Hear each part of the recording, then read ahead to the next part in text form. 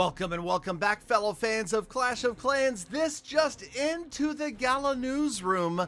Builder Base Bonanza has begun. That is right.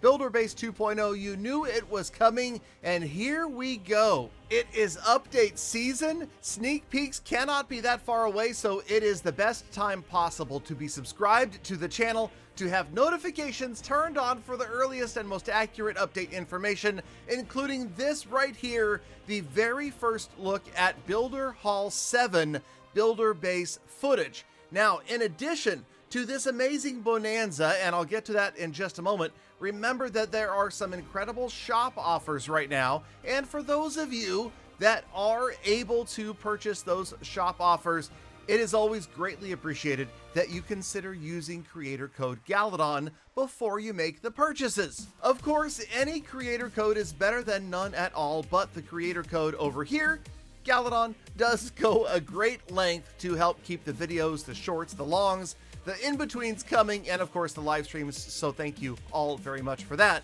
But let's talk a little bit more about the bonanza. The Clash of Clans team encouraging everybody to hurry up and work on their builder halls because the changes are just around the corner. So, versus battle loot, the reward is going to be every 8 hours instead of the way it is right now, every 22 hours. The same goes for the clock tower boost, available every 8 instead of every 22 hours. And of course, the Builder Base Bonanza offers in the shop. Make sure you check those out. We are checking out the developer build Builder Hall 7 attacks. And yes, that is going through the cave, going to the new base, and it's not like a new base. It's like your old base got split up, right? At the higher level builder halls. You've probably heard about this by now. I've talked about it in previous videos. Make sure you check those out. But yes, it's not going to create a third base. A lot of players were like, okay, I didn't like the second base. Now you're going to give me 3 bases. What do you think I'm... No, it's not that at all. It's just making... Well, let's see. Okay, my experience, and I'm just going to give you guys the straight breakdown, the Galadon opinion, okay? Unfiltered, unedited, and... well, let's just say raw, and that is, okay, I'm excited for any update, but it's a big but. I'm worried that this isn't necessarily going to revamp Builder Hall like the Clash of Clans team hopes, and I don't know. I haven't played it enough, to be honest, to see, and it really doesn't matter what I think. It matters what the community at large thinks, right? Whether or not this is accepted by everyone, if it's a big enough change to make players really want to play this. Now, having played a bunch of the Builder Hall 7 content, I can tell you that, wow, things have changed a lot. Okay, you'll notice the troops have abilities. Not all of the troops, minions, archers, barbarians do not, but the others do. And, well, attacks seem to be a little more difficult than before, at least specifically Dropship minion, no longer really a viable strategy. It didn't even begin to get me to the second stage of these 2-stage Builder Hall 2.0 attacks. But then again, you also have to look at the fact that you're going to need to analyze the bases a little more closely. And this is either an amazing success or an epic fail, dependent upon how you look at it. And what I mean is, if you are a Clash of Clans troop spammer and you just want to get in and get out, then this is probably not for you. Now, if you are a Clash of Clans strategist who thrives on coming up with new ideas, new strategies, breaking down bases, taking advantage of weaknesses, then absolutely yes, you are going to love Builder Hall 2.0. I can tell you from my experience, none of the spammed attacks at all work. There are a ton of changes, and there's a lot to keep track of. Notice that each camp of troops is individually numbered. That's because suddenly you have to keep track of all of your troops' abilities, and maybe you need to hit abilities on 2 and 3 and not 4, 5, and on 6 and not 1, and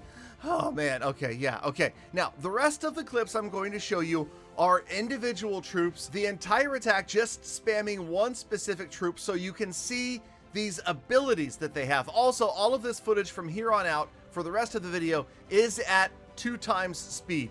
So understand that it's going a little bit faster than it will in the actual game. Also, this is the developer build, so you never know when things might change. But here I'm just trying to show the individual abilities and characteristics of these troops. It's early. This is not technically a sneak peek, so I'm not really trying to get into the details of exactly how the mechanics work. I just thought it would be fun for everybody to see all of the troops that have abilities at Builder Hall 7. And yes, that is the only Builder Hall that creators were allowed to show if you happen to be perusing multiple creators' videos looking for more. So yeah, it's interesting. Baby dragons, no, dirty baby dragon spam is not coming back to Clash of Clans, for better or for worse. But again, each troop that I'm showing you here has an ability, and I would say personally, my first impression of each of these troops' abilities is that none of them really impress me that much except for the bomber and the giant. Those two, those abilities seem like they could really work out and could really be strong. We'll get to those in just a moment. The baby dragons, again, this is all first stage of a two-stage attack. And in every single case, they're not getting to the second stage as a spammed army. So here's the giant. Watch for his ability right there. Looks a lot like the Grand Warden's ability. He is going to stay invulnerable. I just made up a new word. Dang, what happened? He's going to remain invincible and invulnerable, which means invulnerable. Anyway, so that's the giants, and then we spam them all from the other side. But you can see what I'm talking about, right? The idea of coordinating their abilities, because you're not going to spam all of the same unit. You're not going to spam their abilities all at the same time. So suddenly you've got up to half a dozen abilities to deal with at once. Here comes the Night Witch, and she, unfortunately, yeah, she can't manage to crush bases very well either, but her ability does look pretty cool. And again, just gonna spam. These are not strategic attacks or anything like that, but you see what I'm getting at, right? The idea, there's her ability. You see how that's going to be a lot to keep track of on the screen.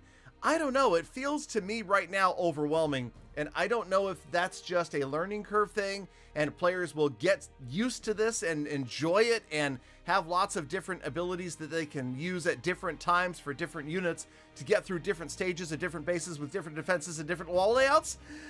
Or maybe not. I don't know. It really is one of those things where we just have to wait and see. And I may have been, and I admit this, earlier in my YouTube career, I may have been a little bit overzealous when it came to updates. You remember the old, like, 2015, 2014 Galadon. If there was an update, I was screaming and yelling about it from the mountaintops. It was the greatest update of all times, and I was super excited.